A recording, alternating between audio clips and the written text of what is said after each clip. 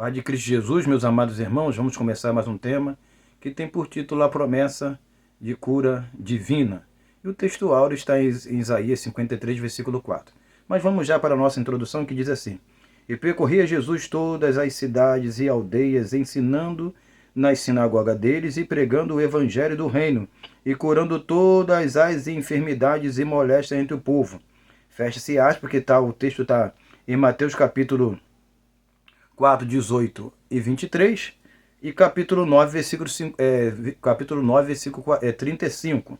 Você pode encontrar isso. Então, e temos aqui também, para sintonizar você, que o texto está, Jesus começou a pregar na Galileia. Então, você, lendo os dois textos, você vai ter esse panorama do sentido ali. E já terminando a nossa introdução, temos o seguinte: qual tipo de enfermidade Jesus veio curar? A espiritual, ou do espírito, ou da carne? E isso é bom para você, professor, ter esse panorama. Que tipo de enfermidade lá em Isaías está sendo falado? Que tipo de cura está sendo ministrado? Não porque parece o termo cura, você tem que levar para um sentido carnal, físico, mas também pode levar para o sentido espiritual. Então você pode trabalhar com os dois sentidos. E colocar num ponto mais alto aquilo que você acredita. Se você acha que Jesus curou as enfermidades, mas o ponto mais alto era a cura espiritual, você levanta essa questão. Se você acha que Jesus curou as enfermidades, mas o ponto mais alto na época dele era curar as enfermidades carnais e físicas, você coloca também essa questão. Aí você vai trabalhar com aquilo que você achar melhor. Vamos para o texto em questão do Antigo Testamento ou Primeiro Testamento. Vamos para a leitura. No Primeiro Testamento, enfermidade aí a gente tem o significado que é doença. Então você encontra no Antigo Testamento a palavra para enfermidade, que significa doença. Tem o sentido de fraqueza também. Então a palavra pode tanto conotar o sentido fraqueza de doença, enfermidade física, tanto fraqueza no sentido de enfermidade espiritual. Ela pode trabalhar nos dois sentidos. Então fraqueza humana, como no Segundo Testamento a gente vai encontrar em 1 Coríntios capítulo 11, versículo 30. Por causa disso, há entre vós muitos fracos e doentes e muitos que dormem. É o texto da ceia. Então nós temos já, só para você entender o que aparece lá em 1 Coríntios 30, 11, 30, que é astênia, que significa fraco e enfermo. E nós vamos encontrar também isso em João capítulo 5, versículo 5. E até uma coisa nós observamos aqui, que o camarada que estava no tanque de Betesda, ele não era paralítico, ele era enfermo. A palavra paralítico não aparece no texto, mas não é a nossa discussão. Mas eu, como eu coloquei João capítulo 5, versículo 5 aqui, você pode dar uma pensada nisso. Seguindo o texto. Um doente está legalmente sem força. Aí a gente vai colocar aqui a palavra sem força, tá? Pode ser conotado também no sentido de ser fraco. Tem sempre o sentido de fraqueza. Então ele está acamado, pronto para dormir, porque a doença normalmente traz sonolência. Então o campo do termo, a palavra enfermidade, tanto no hebraico e tanto no grego, ela vai conotar nos dois sentidos. Por isso você tem que dar uma olhada no texto de 1 Coríntios 11, 30, que é o texto da ceia. Eu acredito que você já tenha isso decorado na cabeça. Mas, pois bem, então ela vai ter sentido metafórico. Qual é o metafórico? É no sentido de estar dormindo, no sentido de estar fraco, no sentido de espiritualidade baixa, mas também no sentido de estar enfermo no seu corpo físico, e claro que isso vai ter diversas conotações. Então nós temos, no sentido físico da palavra, nós temos João capítulo 11, versículo 11 e 13, que Jesus ele usou uma símilis, ou a gente pode utilizar aqui a palavra metáfora, para falar que Lázaro estava dormindo, mas na realidade ele estava dizendo que Lázaro estava morto. Então você vai para 1 Coríntios capítulo 11, versículo 30, por causa disso há entre vós muitos fracos e doentes e muitos que dormem. Então você vai entender dormir aí no sentido de muitos que morreram no pecado ou estão caminhando na morte espiritual. Aí fica a critério seu. Então nós temos Jesus no capítulo 11 de João, versículo 14, ele vai abrir a questão e vai falar: Lázaro está morto. Então o significado das palavras que a gente vai encontrar em Isaías 53, versículo 4, nós temos palavras dores. Eu botei aqui no hebraico aqui, mas não tem necessidade de nós utilizarmos. Palavras dores significa tristeza, dor física ou dor mental. Então você pode usar dentro deste campo de significado. Pois bem, aflito, está no texto, é ser golpeado, ser derrotado. Então tem sentido físico, tanto espiritual. Ferido, que tem a mesma... porque no hebraico, às vezes a junção de duas palavras diferentes para corroborar com o mesmo sentido, com o mesmo significado, como também aparece no grego. Então as palavras são diferentes, tanto aflito e ferido, mas dentro do contexto une-se a um só significado. Então você vai ter de novo na palavra ferido, golpear, atingido, bater e matar. Ou seja, essa pessoa que foi golpeada, a ferida que lhe foi causada, lhe trouxe morte, ou vai lhe causar morte. Por exemplo, deixa eu dar só um exemplo para você rapidamente. Quando Golias foi ferido por Davi, o texto bíblico vai dizer que ele estava morto, que ele ia morrer. Só que Davi só acabou de matar Golias quando cortou a cabeça. Então, aquela ferida, aquele golpe, ia matar Golias com o decorrer do tempo, só que ia ter uma extensão de tempo. Mas Davi não esperou esse tempo chegar. Davi aproveitou o ensejo e cortou a cabeça do gigante. Então, a ferida ia causar morte, mas a pessoa aproveitou o ensejo da fraqueza, da fragilidade daquela pessoa e logo matou. Então, as palavras são unidas no seu significado. Então, a palavra aflito e ferido. Então, a gente ser ferido ou atingido é ser punido e castigado. Então, Jesus foi castigado por nós, é o que o texto tenta apresentar ali. Então aí a palavra oprimido é ser culpado, ser curvado. Curvado é ser humilhado, tá? Ser colocado para baixo, ser afligido, ser humilhado. Então as palavras têm esse significado. Mas nós temos que correr, que a gente precisa passar para o ponto 2. Que a gente agora vai falar sobre cura no Segundo Testamento. E no Segundo Testamento nós temos João, capítulo 5, versículo 31 a 47. Você lê depois com calma e utiliza esse texto, a parte central. Vamos lá. Toda atenção à fala de Nicodemos. O que Nicodemos falou em João, capítulo 3, versículo de número 2? Você vai pegar o texto e vai ler. As obras de Jesus testificam dele. O que Nicodemos falou? Ninguém pode fazer essas coisas, João 3, 2. Ninguém pode fazer essas coisas se Deus não for com ele. Então os sinais e maravilhas que Jesus fizera, porque Deus estava com ele. Então precisamos, para os milagres e as curas e as maravilhas acontecerem no meio de nós, a presença de Deus. Nós temos as obras de Jesus testificam dele, que é o texto que a gente está utilizando como base aqui. João capítulo 5, versículo de número 36. Você lê depois. Seguindo, os dons têm validade para hoje? É uma pergunta. Você acredita que os dons têm validade para hoje? Servem para hoje?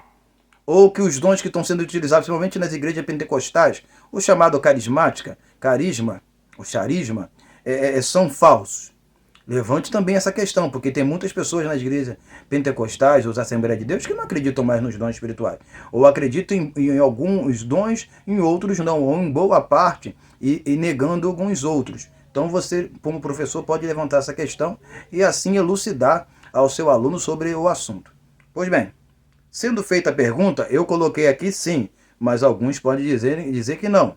Sendo usado em menor escala que os tempos apostólicos, os dons, hoje, eles são usados em menor escala. Por quê? A igreja, quando utilizou os dons, ela utilizou os dons no sentido de que, como uma inauguração de uma loja.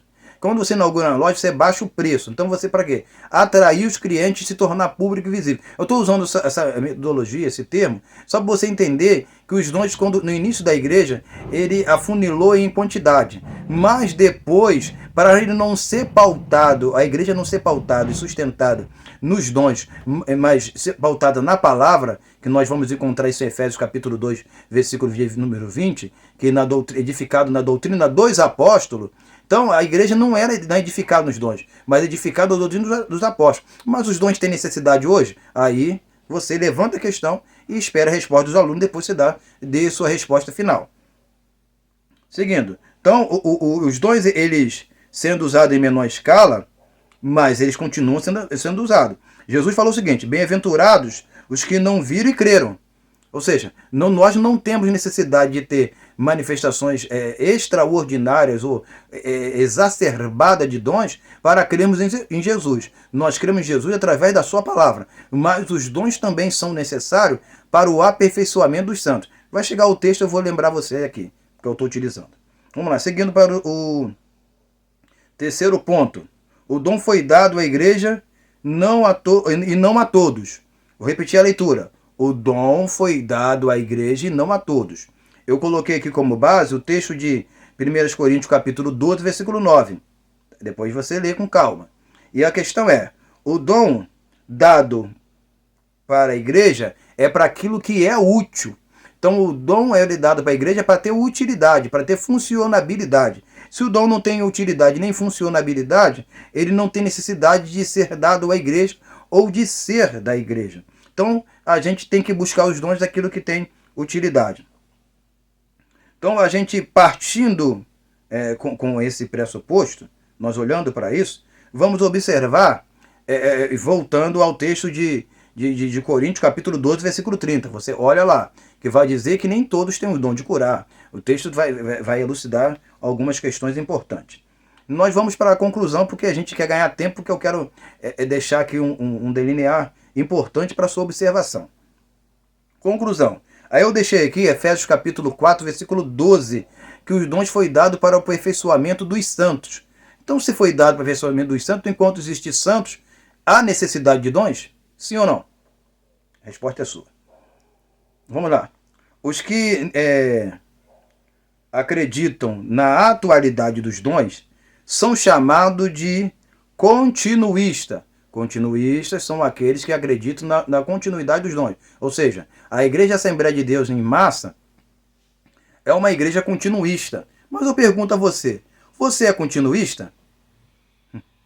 Uma pergunta que você, de repente, nunca parou para pensar. E nem sabe, de repente, porque nunca lhe fora perguntado. Você é continuista? Se você é continuista, você é uma pessoa que acredita na atualidade dos dons. E não em parte deles, mas de todos eles. Todos os dons que a gente encontra nas Escrituras têm validade hoje na atualidade. Se você acredita assim, você é um continuista. Seguindo. E acham ser eles ainda necessário na atualidade da igreja. Aí você encontra, o texto bíblico que eu coloquei aqui, 1 Coríntios capítulo 14, versículo 1, parte A. Tá? E no capítulo 14, versículo 3, que eu coloquei com a intenção de utilizar a parte que os dons foram dados para edificação, exortação e consolação. Então os dons ele tem um objetivo. Se não tem esses dons, essas funções não acontecem no meio da igreja. Então, assim, eu como assembleano acredito na necessidade dos dons. Mas tem outras pessoas que não, e até entende o termo exortação e outros termos de forma errada. Mas não é a nossa discussão. Seguindo, a visão que os dons acabaram é cessacionista. Nós temos a visão continuista. Qual é a visão continuista? Responda. Aquele que acredita que os dons continuam, não acabaram no período da igreja primitiva. O cessacionista é aqueles que acreditam que os dons acabaram com a igreja primitiva. É o oposto, entendeu? É assim que funciona. Então, o cessacionista, o dom acabou na igreja primitiva. E aí eu coloquei como observação, e já estou chegando para o final da minha fala aqui, Mateus capítulo 28, versículo de número 20, que Jesus falou o seguinte: estarei convosco todos os dias até a consumação dos séculos.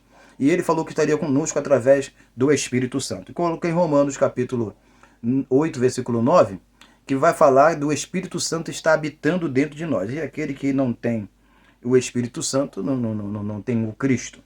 Então eu coloquei para terminar, será que isso vale aos dons espirituais? Ou seja, Jesus está conosco, há uma necessidade de o Espírito habitar em nós. Se o Espírito habita em nós, Jesus Cristo está em nós e nós somos dele. Isso é aplicado nos dias de hoje? nós podemos aplicar que o crente precisa buscar os dons espirituais? Você acredita na atualidade dos dons? Por que eu trabalhei com esse pressuposto? Já concluí aqui, eu quero só explicar porque o ponto de vista. Porque a lição, ele vai falar de curar, mas não vai ter uma continuidade. Aí você não vai ter uma explicação elucidativa referente à validade dos dons. Então aqui você pode abrir um período de 5, 10 minutos para utilizar parte desse assunto para elucidar os seus alunos que quando a palavra fala de cura divina, não está falando só de cura espiritual, mas de cura física também. E só que isso tem que ter validade nos dias de hoje, porque se não tiver, não adianta nós falarmos, mas se não acreditamos ou não acreditarmos que eles ainda existe no meio de nós. Então, por isso que eu abri esse pressuposto, porque a lição em si, a nossa revista, não trabalha sobre o assunto. Por ela não trabalhar sobre o assunto, você, acompanhando esse vídeo, estudando esse vídeo e aplicando parte desse vídeo, você vai ter um conteúdo diferente que vai trazer uma atenção diferente na sua aula e para os seus alunos. Que Deus lhe abençoe, tenha um ótimo domingo e uma ótima aula na paz do Senhor Jesus Cristo. Amém e amém.